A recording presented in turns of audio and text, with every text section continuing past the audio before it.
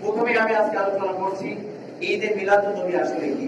যেহেতু আজকে রবিউল আউয়াল মাসের 8 তারিখ, আজকে রবিউল আউয়াল মাসের আর ঈদে মিলাদুন নবী পালন হয় বিশেষ করে আপনার ইরান, এরপরে পালন হয় বাংলাদেশ, ভারত, এরপরে পাকিস্তান সহ এরকম কিছু কিছু দেশে ঈদে মিলাদুন নবী পালন হয়। তো এই ঈদে মিলাদুন নবী পালন হয় কোন তারিখে বলতে পারেন আপনারা? 12 রবিউল আউয়ালে। কোন তারিখে? আজকে সেই মাসের 8 তারিখ, বাকি আছে কয় দিন? 4 দিন। তাহলে আমাদের করা দরকার না? কথা কয় না? করা দরকার, তাই না? এখন সেটা আমরা করবো ইনশাআল্লাহ। তো কোন কোয়ালিটিতে করবো সেটা আজকে শিখবো। প্রথমে আজকে আলোচনা করছি যে ঈদে মিলাদুন নবী কি। আমরা বলে থাকি যে সকল ঈদের সেরা ঈদ ঈদে মিলাদুন নবী। অনেকে আমরা একটু যোগ করে জালসে জুলুস আবার বলে থাকি।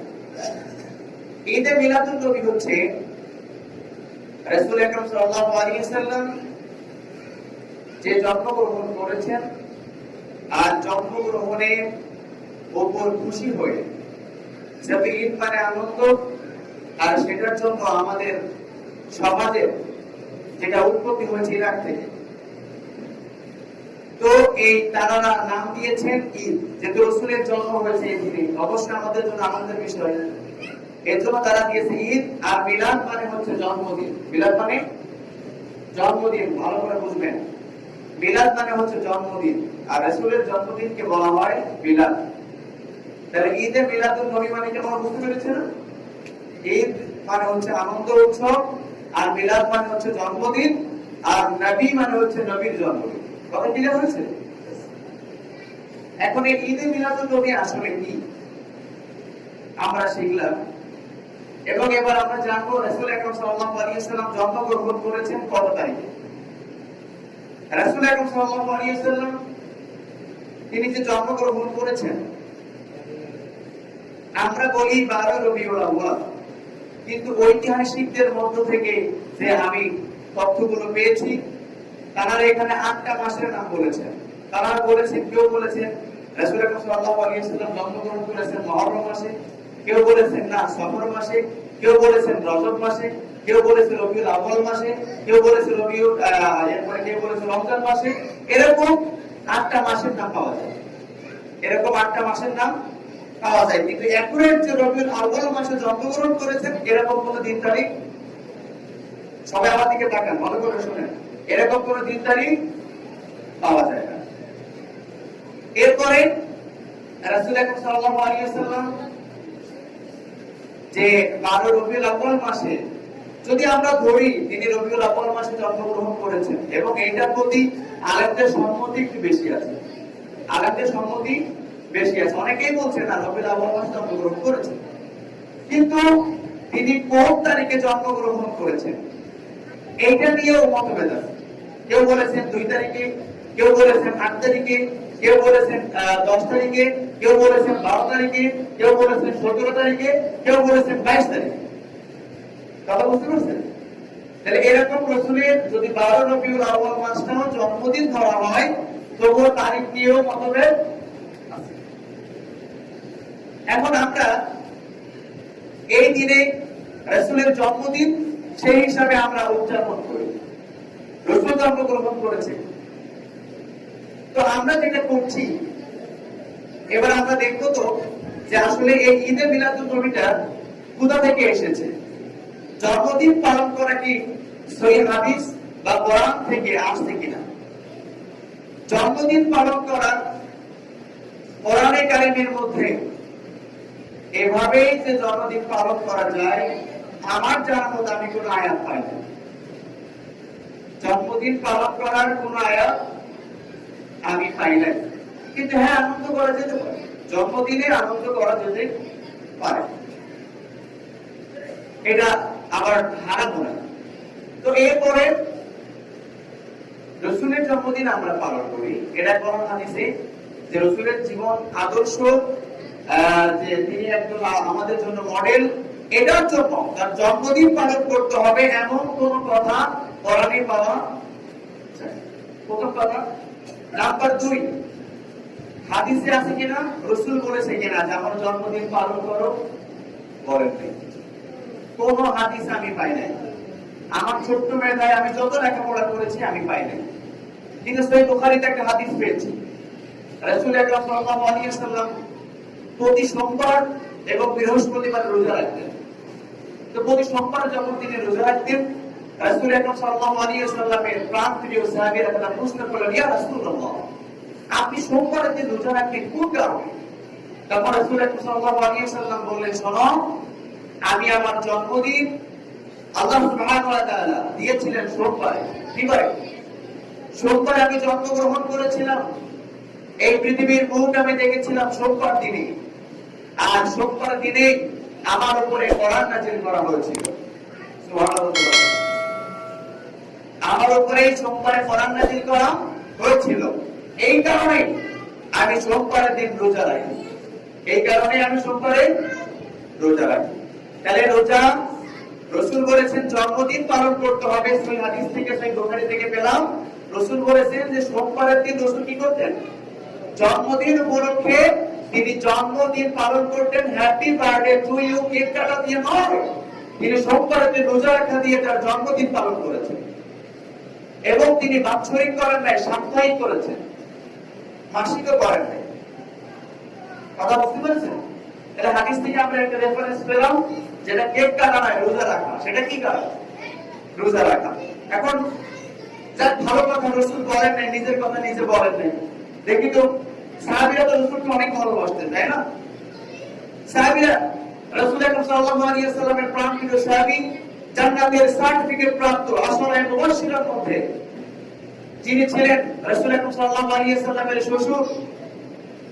রাসূল আকরাম সাল্লাল্লাহু আলাইহি ওয়াসাল্লাম মৃত্যুর পরে যিনি দ্বিতীয় খলিফা হয়েছিলেন, নামটা কি? এই তো ঠিক বলছে, হযরত ওমর রাদিয়াল্লাহু তাআলা আনহু।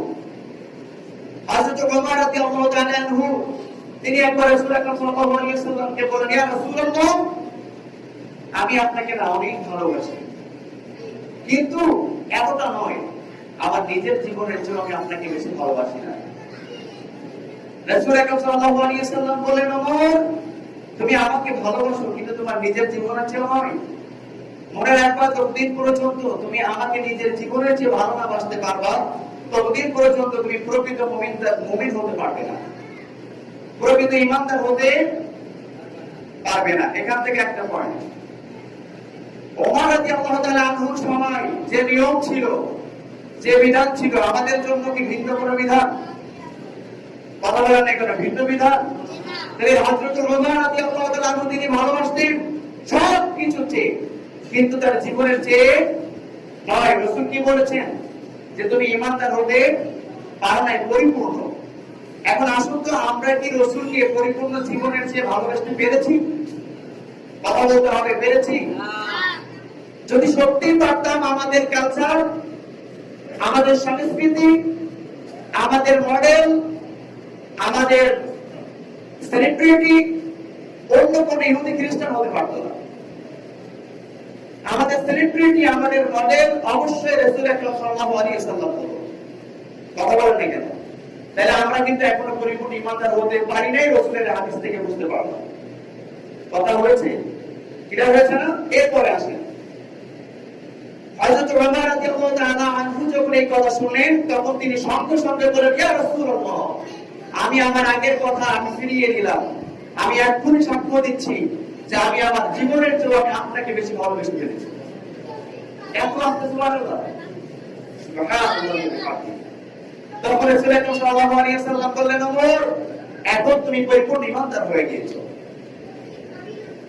রাসূলের প্রেমে মাতোয়ারা হয়ে আমরা জানি হযরত সুমাইয়া রাদিয়াল্লাহু তাআলা আনহার কথা। যুদ্ধের ময়দানে গিয়েছেন তার সন্তান, তার স্বামী, তার বাবা, তার ভাই। যুদ্ধের ময়দান ছেড়ে যখন সবাই চলে আসছে, তখন সুমাইয়া রাদিয়াল্লাহু তাআলা আনহাকে বলা হলো, এ সুমাইয়া, তুমি কি জানো তোমার সন্তান, তোমার স্বামী, এরপরে তোমার বাবা, তোমার ভাই সবাই ইসলামের জন্য শহীদ হয়ে গিয়েছে, মৃত্যুবরণ করেছে। তখন সুমাইয়া বলেন, এগুলো আমার দরকার না, আমার রাসূল কেমন আছে সেটা বলো তো। তখন সাহাবী বললেন, রাসূলের কোনো সমস্যা হয় না, রাসূল জীবিত আছে। তিনি বললেন, আমার সবকিছু সব মারা যাক, আমার কোনো দুঃখ না, আমার রাসূল বেঁচে থাকলে এটাই আমার জন্য যথেষ্ট। সুমাইয়া রাদিয়াল্লাহু তাআলা আনহা তিনি বললেন, কই আমার রাসূলকে একটু দেখাও তো। তখন দূর থেকে তিনি দেখালেন, ওই যে রাসূল বসা আছে দেখো। তখন তিনি বললেন, আলহামদুলিল্লাহ, আমার রাসূল যে বেঁচে আছে, আমার বাবা, আমার সন্তান, আমার স্বামী, আমার ভাই তারা যে মারা গিয়েছে, আমার আর কোনো দুঃখ নাই। এটা ছিল তাদের নবীর প্রতি ভালোবাসা, রাসূলের প্রতি এত মহব্বত ছিল তাদের। এই সাহাবীদের পরে যারা ছিল তাবিঈন, সাহাবীরা রাসূলের মৃত্যুর পরে 90 বছর যাবত বেঁচে ছিলেন। তার মধ্যেও সাহাবীরা কোনোদিন ঈদে মিলাদুন নবী কি জিনিস এই উৎসব পালন করেন নাই। তারা ওটাই করেছিলেন যেটা রাসূল শিখিয়েছিলেন, সোমবারের দিন রোজা রাখা, এটাই তারা করেছিলেন। কিন্তু আমাদের সমাজের কথিত যে 12 রবিউল আউয়াল মাস আসলে 12 তারিখ হলে আমাদের যে খুশিতে আত্মহারা হয়ে যায়, আমরা টেক টানাটানি শুরু করি, এইগুলো সাহাবীরা আমাদের শিখাই দেয়। শুধু তাই নয়, এতটা ভালোবাসতেন তারা রাসূলকে, তারা কি এগুলো করতে জানতেন না? তারা কি করতে পারতেন না? পারতেন কি না জোরে বলেন? অবশ্যই পারতেন। তারা করেছেন? কোনদিন করেন না। এরপরে আসেন, সাহাবীরা যখন 90 বছর পরে সবাই মৃত্যুবরণ করলো, তারপরে আসলো তাবিঈদের যুগ। এরপরে তাবিঈদের যুগ যখন চলছিল, একের পর এক যখন চলছিল তো চলছিল, এমনকি আজকে বর্তমান সময়ে যারা ঈদে মিলাদুন নবী পালন করে, তারা কিন্তু ইমামে আযম আবু হানিফা রাহিমাহুল্লাহকে তারা মাযহাবের ইমাম হিসেবে গ্রহণ করেছে। এমনকি ইমাম আযম আবু হানিফা রাহিমাহুল্লাহ পর্যন্ত ঈদে মিলাদুন নবী পালন করেন নাই। তিনি একজন তাবিঈ ছিলেন। রাসূলের মৃত্যু আমি একটা বর্ণনা পেয়েছি 450 বছর পর, আর একটা বর্ণনা পেয়েছি 600 বছর পর। এই ঈদে মিলাদুন নবী খ্রিস্টানদের দেখে শিয়ারা, কারা? শিয়ারা। এই শিয়ারা তারা 600 বছর পর অথবা 450 বছর পর, তো এরা এই দেখলো যে খ্রিস্টানেরা যিশু খ্রিস্টের বা ঈসা আলাইহিস সালামের জন্মদিন পালন করে। তো তারা চিন্তা করলো, তাহলে আমরাও এটা করি। তো তারা ইরাকে যখন শুরু করলো, সেখান থেকে বা মুসলমানরা বেশি কিছু দেখলো যে আসলেই তো খ্রিস্টানরা করতে পারে, তাদের যিশু খ্রিস্টের জন্মদিন পালন উৎসব করতে পারে, আমরা কেন পারবো না? তারা এটা শুরু করলো। সেখান থেকে আস্তে আস্তে আজ পর্যন্ত এটা শুরু হয়েছে। কিন্তু কোরআন এবং হাদিস থেকে কোনো ডকুমেন্টস পাওয়া যায় না। রাসূল আকরাম সাল্লাল্লাহু আলাইহি ওয়াসাল্লাম বলেছেন যে দ্বীনি বিষয়, আমলের বিষয়, ইসলামের ভিতরে নতুন কিছু ঢোকানোর কোনো সুযোগ নাই। রাসূল বলেছেন, কুল্লু বিদআতিন দালালা ওয়া কুল্লু বিদআতিন ফিন্নার। প্রত্যেকটা নব আবিষ্কৃত ইসলামের ভিতরে, দ্বীনের ভিতরে কোন কাজকে হারাম, সেটাকে বলা হয়েছে বিদআত। আর প্রত্যেকটা বিদআত গোমরাহ, আর প্রত্যেকটা গোমরাহ আমল যারা করবে, বিদআত যারা করবে, এরা জাহান্নামে নিবেদিত হবে। রাসূল আকরাম সাল্লাল্লাহু আলাইহি ওয়াসাল্লাম বলেছেন, তাহলে আজকে আমরা দিনের মধ্যে নতুন একটা ধর্ম মানিয়ে নিলাম, নতুন একটা কাজ শুরু করে দিলাম। কিন্তু আসলে আমাদের করণীয় উচিত ছিল কি? এবার আসেন, খ্রিস্টানরা তারা আসলেই কেন জন্মদিন পালন করলো, এটার ইতিহাসটা একটু বলি। ইতিহাসটা হলো, তারা যিশু খ্রিস্ট বা ঈসা আলাইহিস সালামের যে জন্মদিনটা তারা পালন করে। এমনকি যিশু খ্রিস্ট যে তার জন্মদিন 00 সালে, এটাও কিন্তু আসলে গ্রহণযোগ্য না। একটা বর্ণনায় তাদের পুরোহিতরা বলেছেন যে, কেউ কেউ বলেছেন তার বর্তমান জন্ম যেটা ধরা হয় তার 6 বছর আগে তিনি জন্মগ্রহণ করেছেন। আবার কেউ বলেছেন না, বর্তমান সময় যেটা আছে এর 6 বছর পরে তিনি জন্মগ্রহণ করেছেন। এছাড়াও ওদের মধ্যে আরো মতলক্ষ আছে। কিন্তু তারপরেও তারা মাঝখানে মিডিয়ান যেটা ধরেছে, মিডিয়ান ধরে ওই দিনেই তারা এই খ্রিস্টাব্দ তৈরি করেছে এবং এই দিনেই তারা জন্মদিন পালন করে, যারা বড়দিন পালন করে। তো এই বড়দিনে, যিশু খ্রিস্টের বড়দিনে তারা পালন করে কেন? যে তিনি একজন মহামানব ছিলেন, তিনি আমাদের নবী। আর আমরা কি করব? তার তার খুশিতে মানে তার জন্মদিনে আমরা খুশি হয়ে আমরা এই দিনে অনুষ্ঠান করব, করে আমাদের মাথায় রেখে দিব, কিন্তু তার যে সিরাত, তার জীবন আদর্শ, এটা আমরা মানব না। শুধুমাত্র তিনি আমাদের ভালোবাসার পাত্র হয়ে থাকবে, আর আমাদের ধর্ম, আমাদের কর্ম, আমাদের রাষ্ট্র, আমাদের সব কিছু চলবে যিশুর নির্দিষ্ট যে বিধান, যে আইন কানুন অনুযায়ী নয়। আমাদের পুরোহিতরা, আমাদের ফাদাররা, আমাদের ধর্মযাজকরা যে কথা বলবে, আমাদের জায়নিস্টরা যে কথা বলবে, সেটা অনুযায়ী আমাদের ধর্ম চলবে। তাহলে চিন্তা করছেন একটু এখানে খুব গুরুত্বপূর্ণ একটা কথা আছে, দেখেন কিভাবে মিলছে বিষয়টা। তাহলে যিশু খ্রিস্টের জন্মদিন তারা পালন করে শুধুমাত্র শ্রদ্ধা দেখানোর জন্য, কিন্তু তার জীবন আদর্শ তারা মানে, কথা বলেন, মানে না। যদি কিনা প্রত্যেকটা খ্রিস্টান যিশু খ্রিস্টকে সত্যি বলতে তার জীবন আদর্শ মানত, তার সিরাত মানত, তা আমি মনে করি প্রত্যেকটা খ্রিস্টানই মুসলমান হয়ে যাবে। কারণ যিশু খ্রিস্ট ঈসা আলাইহিস সালাম তিনি আমাদের নবী, তিনিও আমাদের নবী, তিনিও আসবেন শেষ জামানায়। আমরা তাকে বিশ্বাস করি, তার জীবন আদর্শ খারাপ ছিলেন না, কিন্তু এরা কিন্তু তাকে মাথায় করে রাখে, কিন্তু তার জীবন আদর্শ, তার সিরাত কিন্তু তারা মানে না। এবার আসেন, আজকে যারা রসুলের জন্মদিন পালন করে, আজকে যারা রসুলের জন্মদিন পালন করে, এরাও কিন্তু ঠিক ওদের বেশ ধরেছে। ওরা কিন্তু ঠিক ওই রসুলকে জন্মদিন পালন করে মাথায় রাখে, শ্রদ্ধা করে, সম্মান করে। এক পর্যায়ে কিন্তু তারা ধর্ম মানার সময় তারা ওই আমাদের নবী মুহাম্মদ সাল্লাল্লাহু আলাইহি ওয়াসাল্লামের সিরাত কিন্তু তারা অনুসরণ করে না। যদি বলেন কেন, দেখেন একটু ভালো করে শুনেন বিষয়টা। তারা কিন্তু ঠিকই রাসূলুল্লাহ সাল্লাল্লাহু আলাইহি ওয়াসাল্লামকে অনেক বেশি ভালোবাসে, কিন্তু রাসূলের জীবন আদর্শ মানে না। দেখবেন যারা এই কাজগুলো করে, এরা ঠিকমতো নামাজ পড়ে না, ঠিকমতো রাসূলের যে আদর্শটা বাস্তবায়ন করে না।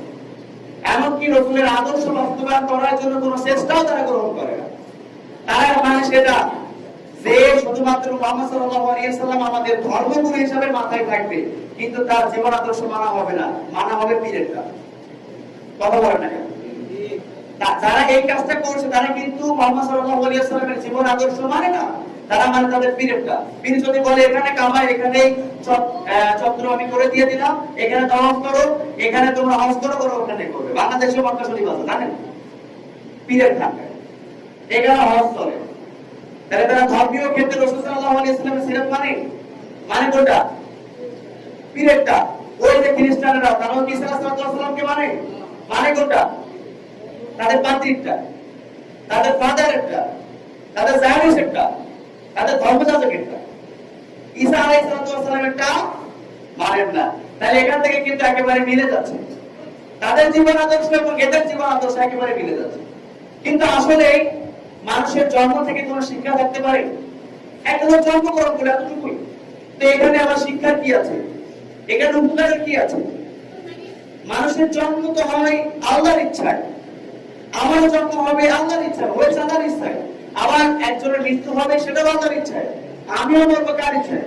আমার ইচ্ছায় না, আল্লাহর ইচ্ছায়। তো জন্ম এবং মৃত্যু এটা আল্লাহর কাজ। এখান থেকে আদর্শ আমাদের কি আছে? একটা জন্মগ্রহণ করেছে, মৃত্যুবরণ করেছে, এখানে আদর্শ কিছু নেই। আদর্শের বিষয়টা হলো তার এই জন্মের পর থেকে মৃত্যুর আগ পর্যন্ত তার জীবন আদর্শটাকে, এখান থেকে আমাদের শিক্ষা। তাহলে আমাদের পক্ষে মিলাদ না মেনে উচিত ছিল আমাদের রাসূলের সিরাত, রাসূলের জীবন আদর্শ গ্রহণ করা। কথা বলেন না কেন? ঠিক না? এবার আসেন, এখানে কিছু চক্রান্ত আছে, সেগুলো আজকে তুলে ধরবো। আজকে আমার আলোচনার বিষয়টা একটু ভিন্ন ভাবে আমি করবো, ইতিহাস থেকে, যে আসলে কিভাবে বিষয়গুলো হচ্ছে এবং কিভাবে হবে। এবার আসেন, তাহলে আমরা মিলাদটা কি জানলাম, রাসূলের জন্মদিন কবে সেটা জানলাম, ঠিক আছে? এরপরে আসেন, তাহলে এই বিষয়টা সাবিরা করেন নাই, এমনকি তামিলও করেন নাই, করেছে শিয়ারা শুরু করেছে।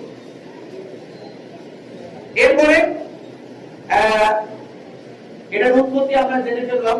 এরপরে এবার জানছি যে আসলে আমরা রাসূলের যদি জীবন আদর্শ মানি, ক্ষতি প্রশ্ন থাকতে পারে যে হুজুর আসলে রাসূলের জীবন আদর্শ আমরা মানলাম, একটু আনন্দ করলাম, ক্ষতিটা প্রথম নাম্বারটা বলি, রাসূল আকরাম সাল্লাল্লাহু আলাইহি ওয়াসাল্লাম জন্মগ্রহণ করেছেন সোমবারে, কি বারে? মৃত্যুবরণ করেছে সোমবারে, কি বারে? সোমবারে। আরো মিল আছে। রাসূল আকরাম সাল্লাল্লাহু আলাইহি ওয়াসাল্লাম অধিকাংশ ওলামায়ে কেরামের মত জন্মগ্রহণ করেছেন রবিউল আউয়ালে, মৃত্যুবরণ করেছে রবিউল আউয়াল। কথা বুঝছেন? জন্মগ্রহণ রবিউল আউয়াল, মৃত্যুবরণ, এই মৃত্যুবরণ নিয়েও বিভিন্ন তারিখ আছে। মৃত্যুবরণটা আসলে অ্যাকুরেট তিনি 12 রবিউল আউয়ালে করেছেন এমন কোনো দলিল আমি পাইনি। ইতিহাস আমি পেয়েছি 1 তারিখ, 2 তারিখ, সম্ভবত 7 তারিখ, 10 তারিখ, 12 তারিখ, 13 তারিখ, এরকম তারিখ পেয়েছি। কথা বুঝতে পারছেন? তাহলে তার জন্মের তারিখেরও নির্দিষ্ট কোনো তারিখ পাওয়া যায় না, আবার মৃত্যুর নির্দিষ্ট কোনো তারিখ কিন্তু সহিহ হাদিস থেকে পাওয়া যায় তিনি সোমবারে মৃত্যুবরণ করেছেন, সোমবারে জন্মগ্রহণ করেছেন। এবার আমি একটা এক্সাম্পল দিই। মনে করেন আমার বাবার মৃত্যু সোমবারে, কি বারে? আমার বাবার জন্ম সোমবারে। সোমবারের দিন যদি আমার পাশে বসে একদল কাঁদতেছে, হারে হুজুরের বাবা মারা গেছে সোমবারে, কান্নার ঠেলায় ছটফট করছে। আরেকদল বলছে হুজুরের বাবার জন্ম সোমবারে, happy birthday to you, cake কাট, মোমবাতি ধরা, এই কর সেই কর। এখন বলেন তো আমি কাকে ভালোবাসবো? যে কাঁদছে তার জন্য, যে হাসছে তার জন্য, কার জন্য? এবং এই দিনে কি আমার আনন্দ লাগবে নাকি আমার কান্না আসবে? জোরে বলেন, জোরে বলেন, কি আসবে? বাবা বলছে আমার জন্ম হয়েছে 13 তারিখে, তা আমার তো কান্নার কথা। যদি প্রকৃতপক্ষে আমি বাবাকে ভালোবেসে থাকি, আমি কি করব? আর কথা বলেন না কেন, কি করব? কান্নাকাটি করব। বুঝে শুনে বলবেন। আর যদি বাবাকে ভালো না বাসি, আনন্দ করব। মনে মনে যদি আমার মুখে যদি থাকে না বাবার জন্ম মাশাআল্লাহ, কিন্তু মনে মনে আছে বাবা মরছে না, ভালো হয়েছে নাউজুবিল্লাহ। কথা বলেন না, কথা ঠিক না?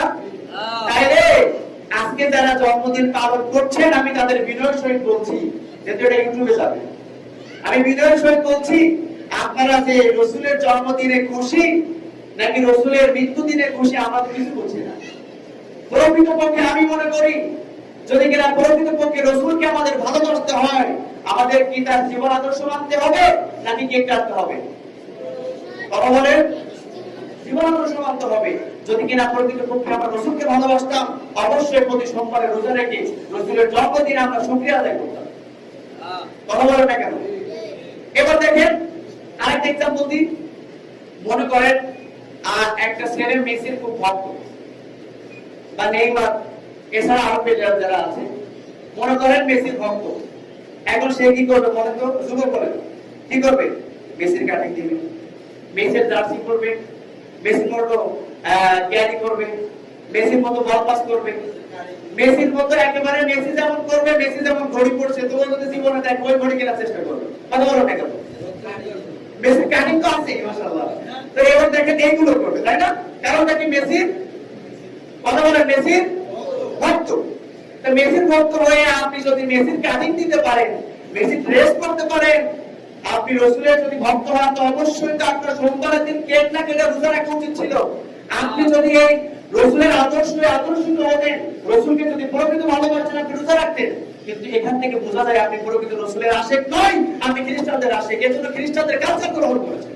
কথা বলেন না কেন? কথা ক্লিয়ার না? কথা বুঝতে পারছেন? আমাদের উচিত ছিল রাসূলের জীবন আদর্শ গ্রহণ করা, কিন্তু আমরা রাসূলের আদর্শ গ্রহণ না করে খ্রিস্টানদের আদর্শ গ্রহণ করছি। আবার বলছি আমরা রাসূল প্রেমিক। রাসূল প্রেমিক নামের ভণ্ডামি বন্ধ করতে হবে। অন্তত সহিহ হাদিস কোরআন পড়েন এবং বুঝেন। ব্যাস, তাহলে উৎপত্তি বুঝলাম। এবার এর আরো কিছু সমস্যা আছে, বলবো? দেখেন ঈসা আলাইহিস সালামের জন্মদিন যারা পালন করে,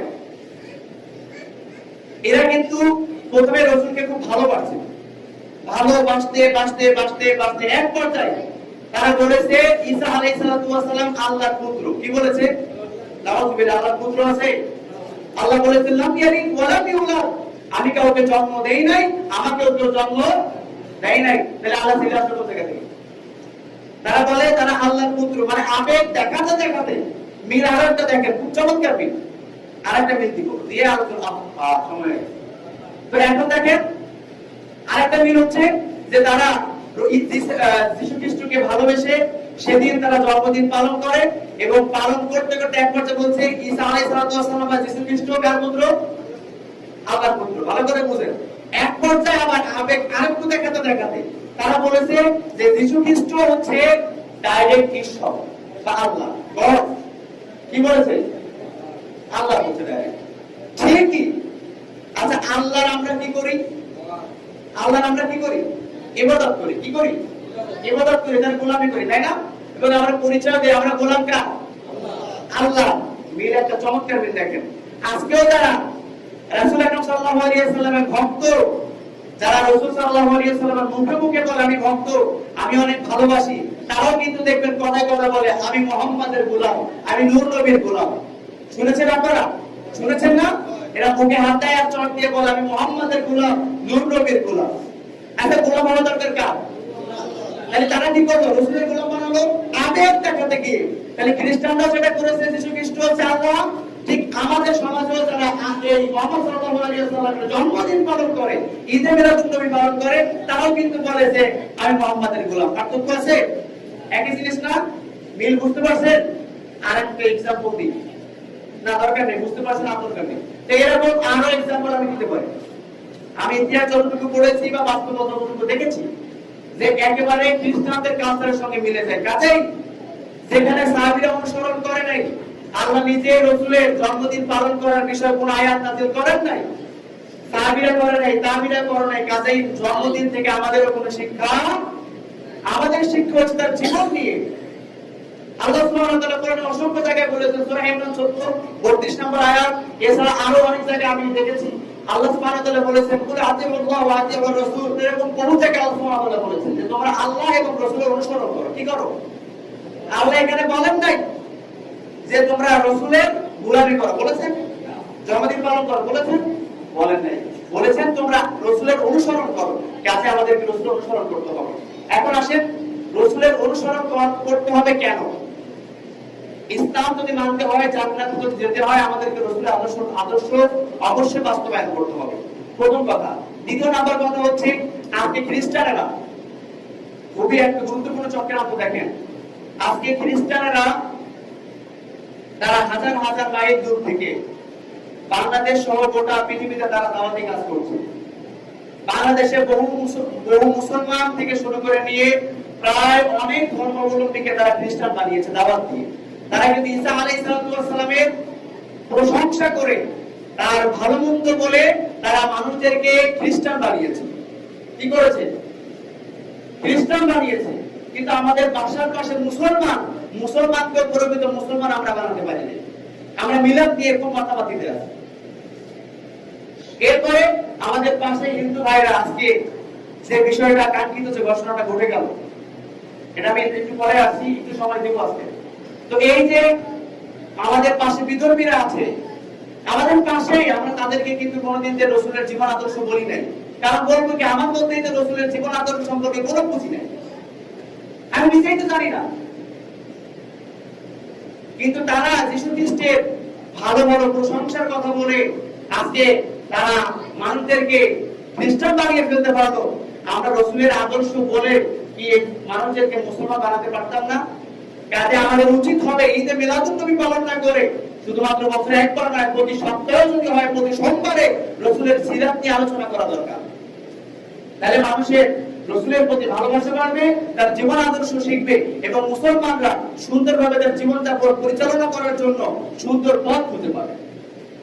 কথা বুঝতে পারছেন? এবং আমি যেটা বলছিলাম, এই যে মানুষের যে আজকে তারা এই খ্রিস্টানেরা দাওয়াত দিয়ে মুসলমানদেরকে আজ খ্রিস্টান বানিয়ে ফেললো, এমনকি আমাদের ইমানটাও পর্যন্ত তারা ধ্বংস করে দিয়ে দিল। আমাদের মুসলমানদের ইমান পর্যন্ত আজকে ধ্বংস করে দিয়ে দিল তারা। কাজেই অন্তত পক্ষে আমরা সংক্ষেপে হলেও আলোচনা করেছি যে আসলে আমাদের প্রকৃত পক্ষে রাসূলের জন্মদিন পালন করার কোনো প্রয়োজন আমি মনে করি না। কোরআন হাদিস থেকেও আমি কোনো রেফারেন্স পাই না। কাজেই আমাদের উচিত হবে রাসূলের জীবন আদর্শ নিয়ে চলা। একটা হাদিস শোনাই আপনাদেরকে। বিদায় হজের ভাষণে রাসূলুল্লাহ সাল্লাল্লাহু আলাইহি ওয়াসাল্লাম যে হাদিসটা আমাদের শুনিয়েছিলেন, তারাক্তুকুম ফি আমরাইন লান তাদিল্লু মা তামাসসাকতুম বিহিমা কিতাবাল্লাহ ওয়া সুন্নাতি রাসূল। রাসূল এখানে বলেছিলেন এ আমার সাহাবীরা তোমরা শুনে নাও, আমি হয়তো আর বেশি দিন তোমাদের মাঝে থাকবো না, আমি হয়তো আমার আল্লাহর কাছে সাক্ষাতের জন্য চলে যাব, আমার মাহবুব হয়তো আমাকে ডাক দিবে, কিন্তু আমি চলে গেলে তোমরা কখনো আর পথভ্রষ্ট হবে না, তোমরা শয়তানের পথ অনুসরণ করবে না, তোমরা বিতাড়িত হবে না, যদি কিনা দুটো জিনিসকে আঁকড়ে ধরতে পারো। কোনটাকে? এখানে শিক্ষা আছে দুটো জিনিসকে, একটা হচ্ছে কিতাবুল্লাহ, আল্লাহর কিতাব, ওয়া সুন্নাতে রাসূলি, এবং আমার সুন্নাত। রাসূল বলেন না আমার মিলাদ, বলেছেন? রাসূল কি বলেছেন? আমার সুন্নাত মানে আমার জীবন আদর্শ। এই দুটো জিনিস যদি কিনা তোমরা আঁকড়ে ধরতে পারো, অবশ্যই তোমরা কখনো বিভ্রান্ত হবে। রাসূল এখানে বলতে পারতেন আমার মিলাদটাও কইলো ভিতর করে বুঝলেন, বলেন না। কাজে এই সমস্ত অযৌক্তিক কর্মকাণ্ড করে কোনো লাভ